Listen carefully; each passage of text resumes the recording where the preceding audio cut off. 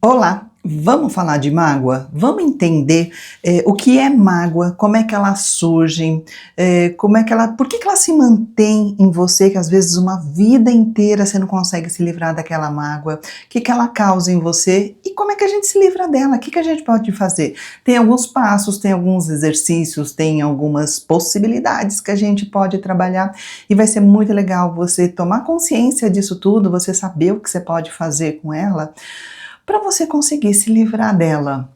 Esse é o assunto de hoje nesse canal, que é de psicologia, de comportamento. A cada vídeo eu tento colocar um assunto com o qual você pode perceber que você pode contar com um psicólogo, por exemplo, fazer sua terapia, se trabalhar, quem sabe mudar algumas coisas em você, nos seus padrões de pensamento, de comportamento. E eu mesma não atendo, mas apresento meu site, tem uma equipe grande, link aqui na descrição ou aqui pelo WhatsApp, bem prático de você pegar as informações, horário, valor, local de atendimento, todos esses detalhes. Então vamos entender o que é mágoa. Existe um termo que as pessoas usam popularmente, não tem um autor desse termo, dessa frase, mas dá uma certa noção, uma certa identidade, né, com relação à mágoa, que mágoa é visto como má água. O que é uma má água? É uma água parada, e a água parada tende a ficar contaminada, tende a ficar com mau cheiro, e da mesma forma que a nossa mágoa, quando não é trabalhada, quando a gente não mexe com ela, a gente não tenta eliminar, não passa um pano para secar essa água parada, vai acumulando dentro da gente, vai causando sofrimento. E da mesma forma, a água precisa fluir para ser saudável. Nossos sentimentos também precisam ser expressos, precisam ser processados, para não se transformar numa coisa ruim dentro da gente. E vamos falar em quem é que não tem mágoa, algum ressentimento, algo que teve que ficar parado na garganta ali, tipo, vira uma mágoa, né? E essa mágoa pode te acompanhar, pode ou até te perseguir, né? Por muito tempo, às vezes uma vida inteira. E tem mágoa de tudo com intensidade. Tem aquela mágoa que de vez em quando você lembra, mas você toca a sua vida. Tem aquela mágoa que te influencia muito, te perturba muito, que você percebe que a tua vida foi alterada por conta dessa mágoa, disso que aconteceu. Então, vamos tentar entender o que é mágoa. Mágoa é uma palavra que vem do latim, significa mácula, que é mancha, nódoa, imperfeição. E com o tempo essa palavra mácula, né, ela foi adquirindo essas nuances mais psicológicas, mais emocionais. E aí a mágoa passou a significar uma marca emocional deixada por uma ação ou por uma palavra. Alguma coisa que alguém disse, alguma coisa que alguém fez e que te marcou negativamente, que deixou ali algo que ficou, né? É um sentimento de desgosto profundo, ressentimento, uma profunda tristeza causada por uma perda ou por uma decepção. Perdas, muitas vezes, a gente não tem controle e nem o que a gente perdeu também tinha opção, né, de ir ou não ir, mas a decepção, ela é muito forte na mágoa. A decepção de que, nossa, como é que essa pessoa teve coragem de fazer isso, como ela teve a ousadia de perturbar tanto a vida de outra pessoa. E como é que surgem as mágoas? Aí tem vários caminhos, né? Tem o desapontamento, quando as suas expectativas não são atendidas. Você queria uma coisa de uma pessoa, você tinha toda a expectativa. Não, essa pessoa ela é assim, ela vai fazer isso, ela vai fazer... Aí não faz outra coisa completamente diferente. E pode ser no relacionamento, pode ser no trabalho, pode ser na família, qualquer área da sua vida. O que eu acho que é mais forte, mais determinante para ter uma mágoa ali realmente alterando a tua vida, são os traumas, né? Que são aquelas situações que você passou lá no comecinho da tua vida, lá na infância, de abuso. E tem vários tipos de abuso. Tem do abuso com palavras, com gestos, com palavra nenhuma, que simplesmente negligenciar é um abuso, simplesmente deixar de lado lá, se virando com as tuas emoções, é um abuso. E rejeição causa ferida emocional bastante profunda. E isso eu falo porque o cérebro da criança, ele precisa de ser protegido, ele precisa de proteção. E toda vez que a criança se vê desamparada, maltratada, desrespeitada, desmerecida, alguém que foi para cima dela como se fosse maior, mais forte, mais poderoso, com mais direitos, com direitos sobre ela, do que falar, do que fazer, onde colocar ela, enfim, ela faz ela se sentir mal consigo mesmo, né? Ela sofre um trauma e deixa uma grande mágoa. E muitas vezes esse trauma, por muito tempo, não se volta contra a pessoa que fez tudo isso. Muitas vezes a pessoa que ela confia, que ela precisa e que ela ama, e ela continua amando essa pessoa, mas ela deixa de amar ela mesma. É como se o cérebro dela funcionasse assim: se estão me tratando desse jeito, é porque eu mereço. É porque eu não sou nada, é porque, ou às vezes não é nem porque eu mereço isso, é porque eu não mereço outra coisa, não mereço nada. Então, fazem de mim qualquer coisa, porque é essa. Então a pessoa deixa de gostar dela mesma. Então, ser tratado de uma forma injusta, de uma forma desrespeitosa, deixa a mágoa. Quando alguém que você confia, aí ao longo da vida, né, não necessariamente só na infância, uma pessoa que você confia te decepciona, te trai, né? A falta de comunicação no relacionamento, a falta de comunicação honesta, aquela pessoa que esconde coisas, que fala coisa que não é, que você não confia mais na pessoa, isso deixa uma mágoa muito grande. Ou então a mágoa pode ser produzida por você com você mesmo. Por exemplo, quando você se compara com outras pessoas. Você se compara com outras pessoas, aí você acha que a outra pessoa está ganhando em qualquer quesito. Ou profissionalmente, ou nos estudos, ou nos relacionamentos dela, ou na aparência dela. Qualquer coisa que você se compara, que você percebe que você está sendo privado de alguma coisa e a outra pessoa tem essa coisa muito legal, pode gerar esse sentimento de inveja e de mágoa por você não ter aquilo tudo. E tem situações que a mágoa é causada também por circunstâncias, não necessariamente por algo que alguém fez. Por exemplo, uma mulher que não consegue engravidar, ela pode ter muita mágoa com relação a essa situação, pode ser muito difícil para ela, pode ser muito doloroso, e não foi causado por ninguém, não tem ali um autor, uma pessoa que foi responsável, circunstâncias, né? Mas a mágoa também vem dessas situações, mas é muito mais comum quando tem uma pessoa que é aquela, aqui, sabe, fez o que não devia. E mágoas têm intensidade e têm duração diferente para cada pessoa. E o que vai influenciar isso?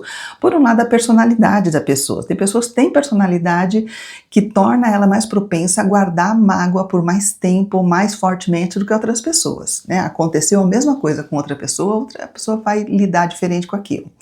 A história de vida, e é muito difícil a gente dar uma separadinha de personalidade e de história de vida, porque conforme a gente olha uma pessoa, a gente vê a personalidade, mas a história de vida a gente não vê. Então talvez o que a gente pense que é personalidade, na verdade é uma história de vida que são de influências de longa data, de coisas que já foram acontecendo com ela e que já foi sensibilizando, que já foi deixando essa pessoa, né, mais reativa com relação a essas situações repetitivas. O que também tem bastante influência aí na duração e na intensidade da mágoa é a importância na nossa vida e a natureza do relacionamento que você tem com essa pessoa que te magoou. Quanto mais importante essa pessoa for para você, pior vai ficar. Se forem os teus pais, nossa, é uma coisa que fica lá dentro, realmente costuma ficar, se você não trabalhar, se você não elaborar, por muito tempo. No trabalho, por exemplo, se for o teu chefe que fez alguma coisa, vai ser muito mais significativo do que um colega de trabalho que está ali na mesa do lado. Porque são importâncias diferentes na vida da gente, influências diferentes na vida da gente. E a forma como a gente lida com a mágoa também determina quanto tempo ela fica aí. Ruminar sobre essa mágoa, ou então evitar. Ruminar é ficar rodando em volta do mesmo lugar. É ficar só repetindo, sem um sentido, sem uma intenção de elaboração e de solução. É só ficar repassando e se sentindo cada vez mais se sentindo mal com relação à situação. Ou então, evitando o pensamento, a lembrança, porque a pessoa não quer intensificar o sofrimento. Não quer intensificar. Tem muita gente que liga para marcar a terapia e fala assim, mas eu não quero um psicólogo que fale de passado, porque se for falar de passado eu não aguento mais, esse passado já foi ruim para mim da primeira vez, não quero ficar remoendo o passado. Tem psicólogo que começa a trabalhar, eu até começava a trabalhar, mas eu explicava para a pessoa, se a gente não for lá na origem, no que causou isso tudo, se você continuar enfiando debaixo do tapete, fazendo de conta que não aconteceu, não vamos andar muito, né? Porque eu acredito firmemente nisso, que você tem que ir lá, você precisa elaborar, você precisa limpar a sujeira que está ali debaixo, senão as estruturas estão contaminadas. Como é que a mágoa atrapalha a tua vida? Não te impede de você seguir em frente, te impede de que você deixe para trás o que aconteceu e continue vivendo coisas novas. As tuas coisas novas vão estar sempre contaminadas com essa mágoa de passado. Pensamento negativo também, a pessoa tende a ficar mais negativa quanto mais mágoa ela tem, porque o mundo para ela é pior, é mais cinza, é mais, né? E torna mais difícil dela resolver um problema quando ele aparece, de ela alcançar os objetivos que ela quer, porque ela está paralisada numa etapa, num momento de uma coisa que não resolveu. A autoestima baixa também, porque a pessoa tem essa sensação de que se fizer essas coisas ruins comigo, quem eu sou, o que eu mereço, e ela passa a desmerecer ela mesma. Então, por que a gente mantém, já que mágoa é tão ruim, por que a gente não consegue se livrar? E vai ser importante a gente entender essa parte, para depois a gente ir para a última parte de como que a gente se livra. Então vamos entender por que a gente não se livra. Porque as pessoas, alguns não se livram da mágoa porque elas têm medo de ser magoada novamente. Ela acha que se ela guardar aquela mágoa, aquilo vai ser um escudo de proteção. Eu vou continuar alerta, atenta às coisas ruins que já aconteceram e isso vai me ajudar a evitar que novas mágoas apareçam. E aí a pessoa não se abre para outras pessoas, para outros contatos, para outros relacionamentos, não se abre, não deixa ninguém entrar na vida dela. Outras pessoas por dificuldade de perdoar, e como eu sempre falo, perdoar não significa justificar o que aconteceu, nem esquecer o que aconteceu, significa você tomar uma decisão de não deixar o passado ditando o presente. O passado não vai mais dizer o que vou sentir agora, o que eu vou fazer agora. O passado já foi, já ficou, já elaborei, já deixei para trás. Outras pessoas por necessidade de controle. Guardando a mágoa, ela tem a sensação de que ela vai poder, em algum momento, se vingar. Se punir a pessoa que fez aquilo ruim. Então eu falei assim, eu não posso me livrar dessa mágoa, porque quando eu tiver essa oportunidade de me vingar dessa pessoa, se eu não tiver mágoa, eu não vou fazer isso, a pessoa não vai pagar pelo que fez. Então ela se apega à mágoa. Ou as pessoas, algumas têm uma identidade ligada à mágoa. Ela é essa mágoa. Ela e a mágoa acaba sendo a mesma coisa. Ela acaba sentindo como que ela não pode mais se separar dessa mágoa, porque a mágoa faz parte dela, faz parte do que ela é, da construção dela. Então ela não pode abrir mão de uma parte dela. Outras pessoas simplesmente não têm ferramenta para lidar com as suas emoções. Ela não sabe lidar com a dor da mágoa, então ela reprime, ela esconde, ela nega que existe. Não. E quanto mais ela nega, quanto mais ela esconde, mais a coisa está fervendo lá dentro. E são isso, por que a gente mantém? Então vamos falar como é que a gente se livra da mágoa. Você que me ouviu até aqui, você já percebeu alguma coisa, já deu para chegar em umas conclusões.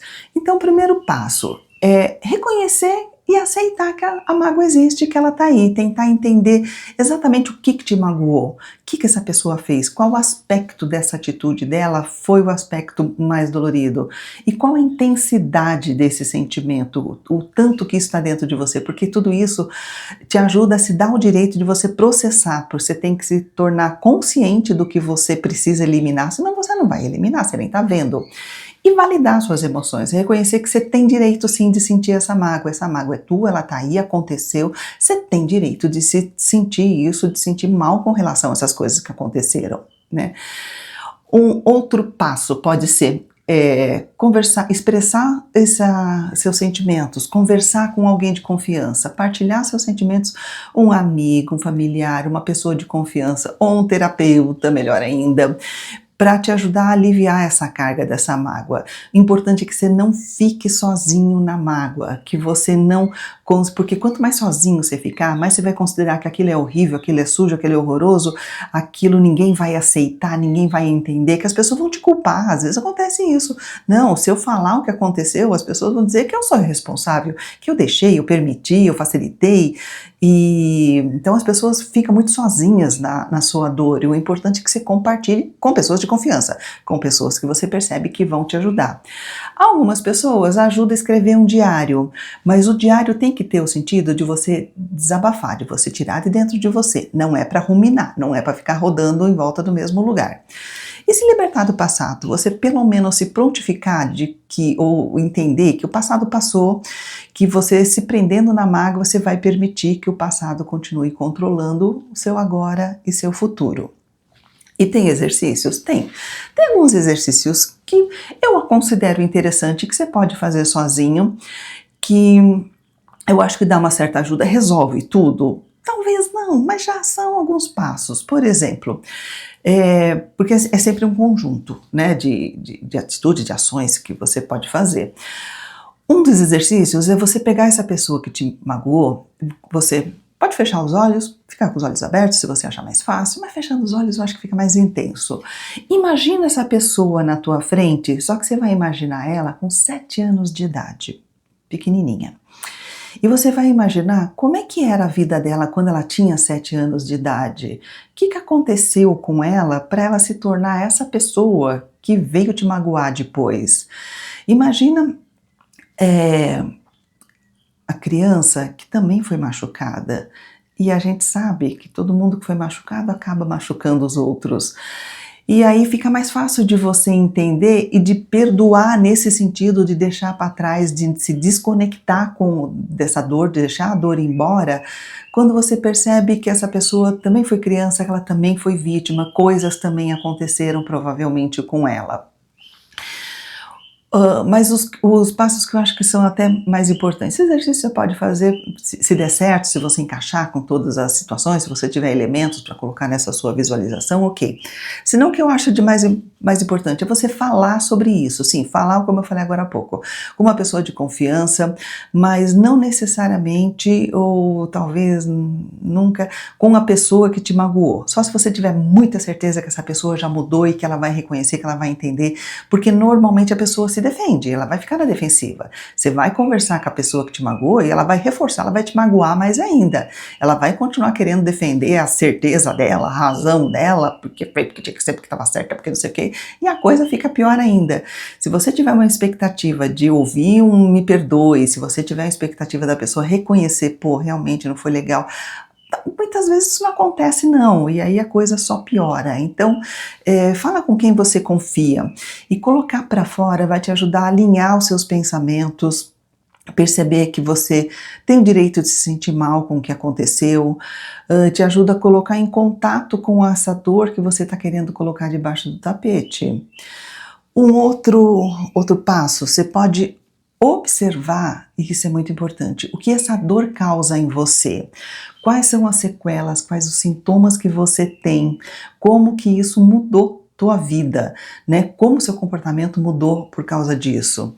E eu tô lembrando, por exemplo, de uma entrevista de uma pessoa que eu esqueci o nome, mas está entrevistando o Gabor Maté, que é especialista em trauma, um psiquiatra húngaro que mora no Canadá.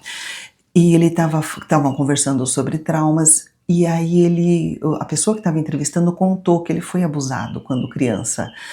E ele passou quase uma boa parte da vida adulta dele sendo muito agressivo, sendo muito defensivo. Ele já chegava com qualquer coisinha, muito reativo, qualquer coisinha que acontecia com ele estourava, ele batia, ele gritava, ele falava desaforo.